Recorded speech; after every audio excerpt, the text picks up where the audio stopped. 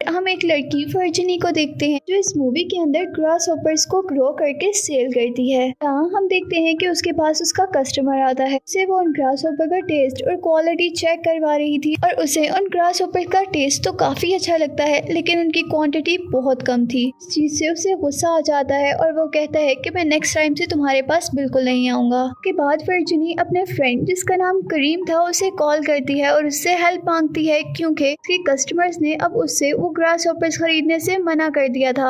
और next scene में अब हम वर्जिनी की बेटी लोरा को देखते हैं जिसके क्लासमेट अजीब अजीब वीडियोस बनाकर उसे तंग कर रहे थे, क्योंकि उसकी मॉम ग्रास होपर का बिजनेस करती थी। हाँ, लोरा को इस बात से बहुत ज्यादा गुस्सा आता है और वो उस लड़के को मारने लगती है जिसने वो वीडियो बनाई थी। सही वक्त पर वर्जिनी आकर उसे रोक लेती है और उसे अब अपने साथ घर ले जाती है, लेकिन लोरा अभी तक उससे बहुत ज्यादा नाराज। तो अब वर्जिनी उसे कहती है कि मैं सारे ग्रास होपर्स को बेचने लगी हूँ, इसके बाद हम ये शहर छोड़कर भी कहीं और चले जाएंगे, फिर हमारी लाइफ में ऐसे प्रॉब्लम्स नहीं आएंगे। वर्जिनी की इस बात से लोरा को काफी सुकून होता है। और अब नेक्स्ट डे हम देखते हैं कि वर्जिनी के पास एक कस्टमर आता है उन ग्रास होपर्स को खरीदने के लिए, लेकिन वो उसे उन ग्रास होपर्स के बदले बहुत थोड़े पैसे दे रहा था और इसीलिए वर्जिनी उसे वहाँ से भगा देती है। यहाँ वर्जिनी अब बहुत ज्यादा गुस्से में थी। अब वो ग्रास होपर फील्ड में जाकर उस सारे ग्रास होपर फील्ड को तोड़ रही थी कि तभी वो स्लिप होकर बेहोश हो जाती है। जब अब वर्जिनी को होश आता है तो वो देखती है कि उसकी इंजरी पर बहुत सारे ग्रास होपर्स बैठे हुए हैं। चीज देखकर उसे काफी अजीब लगता है क्योंकि ग्रास होपर तो सिर्फ हर्ब फीड करते हैं, नहीं वो तो पूरी तरह से वेजिटेरियन होते हैं। और अब वो खून क्यों पी रहे थे? ग्रास होपर्स उसकी इंजरी पर बैठ गए थे जिसकी वजह से उसकी इंजरी और भी ज्यादा बढ़ गई थी।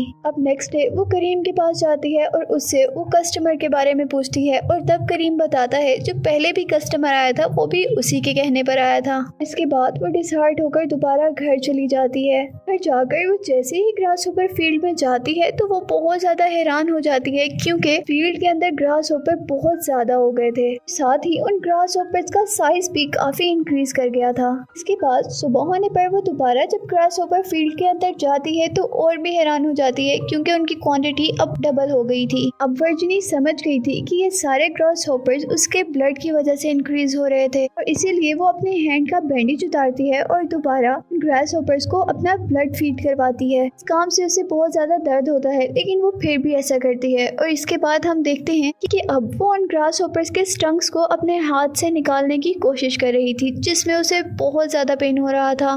नेक्स्ट डे जब वो दोबारा उस फील्ड के अंदर जाती तो वो देखती है कि उनकी क्वांटिटी और साइज और भी ज्यादा इंक्रीज हो गई थी। अब उनकी क्वांटिटी बहुत ज्यादा बढ़ जाने की वजह से वर्जिनी उनके लिए एक और फील्ड बना रही थी। यहाँ वर्जिनी का बेटा उन ग्रास होपर्स को देखने के लिए दूसरी फील्ड की विंडो से उसके अंदर देखता है, लेकिन लोरा को काफी गुस्सा आता है क्योंकि अब उसे पता चल गया था कि वो कहीं पर भी माइग्रेट नहीं करने वाले। अब वर्जिनी का बेटा वहाँ से कुछ ग्रास होपर्स लेकर आकर अपने रूम के ग्रास होपर्स के साथ रख देता है। यहाँ उस लड़के ने उन नए ग्रास होपर्स को जहाँ पर रखा था वो नए ग्रास होपर्स ने पुराने ग्रास होपर्स को खा लिया था। उसके बाद हम वर्जिनी को देखते हैं जो अब फील्ड के अंदर जाकर दोबारा ग्रास होपर्स को ब्लड फीड करवा रही थी। ये सब करने के बाद वो अब करीम के पास जाती है जहाँ वो उसे कस्टमर्स के बारे में कहती है, लेकिन करीम उसे बताता है कि उसके कस्टमर उसे बहुत कम पैसे देंगे और इसीलिए वो उसे इनकार कर देती है। और अब वो अपने पुराने कस्टमर से कांटेक्ट करती है। यहाँ वो आदमी जब उन ग्रास होपर्स की क्वालिटी के बारे में पूछता है तो वो लड़की कहती है कि ये पहले से भी अच्छे, और फिर वो आदमी वो सारे ग्रास होपर्स खरीद लेता है। इसके बाद वर्जिनी घर आती है, फिर बहुत सारे ब्लड का ऑर्डर देती है जिससे वो ग्रास होपर्स को फीड करवा सके। और जब वो लड़का वो ब्लड लेकर पहुँचता है तो उससे पूछता है कि तुम इतने ज्यादा ब्लड का क्या करोगी?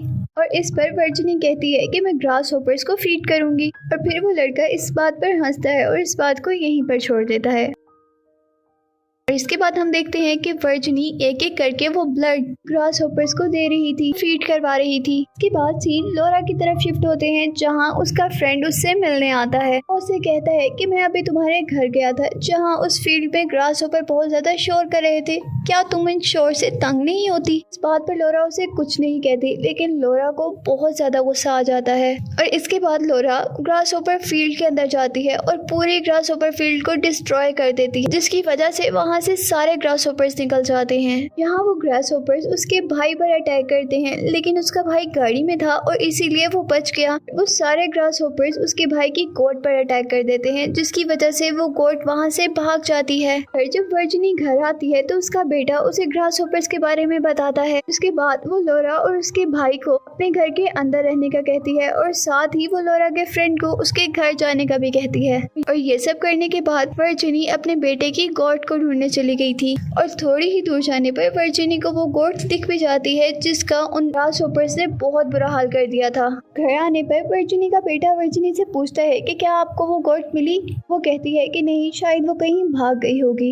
और उसी दौरान वो लोरा को देखती है जो काफी अजीब बिहेव कर रही थी। शायद वो डरी हुई थी, जिससे वो समझ जाती है कि वो फील्ड लोरा ने ही खराब की थी। अब वो गुस्से में लोरा को एक रूम में लॉक कर देती है और साथ ही वो उसे ये भी कहती है कि अब उसे इस घर के अंदर ही रहना होगा। ये सुनकर लोरा और भी ज्यादा डर जाती है। नेक्स्ट डे हम देखते हैं कि वर्जिनी को भी लोरा के लिए काफी बुरा फील हो रहा था और वो इसलिए उससे बहुत फ्रेंडली बात करती है और उससे फैमिली पिकनिक पर जाने का कहती है। और नेक्स्ट सीन में हम सब उन्हें बीच के पास देखते हैं, जहाँ लोरा को उसकी बॉडी पर बहुत सारी इंजरीज नजर आती हैं और लोरा उससे बारे में पूछती है, लेकिन वर्जिनी उसकी बात को इग्नोर कर देती है क्योंकि असल में ये इंजरीज ग्रास होपर को ब्लड फीड करने से आई थी। यहाँ पिकनिक पे वो लोग बहुत एंजॉय करते हैं और जैसे ही घर पहुँचते हैं तो वर्जिनी ने अपने फ्रेंड करीम की हेल्प से लोरा के लिए एक सरप्राइज प्लान किया था, जहाँ लोरा अपनी न्यू स्कूटी को देखकर बहुत ज्यादा खुश हो जाती है। ये सब वर्जिनी लोरा को खुश करने के लिए ही कर रही थी। नेक्स्ट सीन में हम देखते हैं कि वर्जिनी अपने बिजनेस पर दोबारा फोकस हो गई थी और वो जैसे ही ब्लड के लिए ऑर्डर करती है, उसे बताया जाता है कि उसके पास लाइसेंस ना होने की वजह से लोग उसे ब्लड सप्लाई नहीं कर सकते। इसी दौरान दोबारा वहाँ पर ग्रास होपर फील्ड बनाने के लिए कुछ लोग आ जाते हैं। वर्जिनी ने ही बुलाया था और जगह की कम होने की वजह से वर्जिनी अपने घर का ट्री काटने लगी थी, जिसे उसका बेटा काटने से मना कर रहा था और इस वजह से वो बहुत ज्यादा गुस्सा हो जाती है।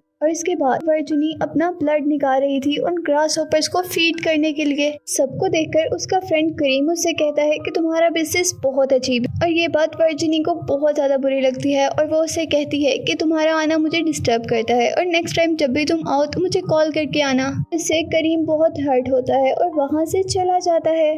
वर्जिनी बहुत ज्यादा परेशान थी क्योंकि वो ब्लड अरेंज करना चाह रही थी, लेकिन ब्लड अरेंज नहीं हो रहा था। और उसी दौरान उसे एक डॉग की आवाज आती है और वो उस डॉग को पकड़ती है, उन ग्रास होपर्स फील्ड में डाल देती है और जल्द ही वो सारे ग्रास होपर्स उस डॉग को खा लेते हैं।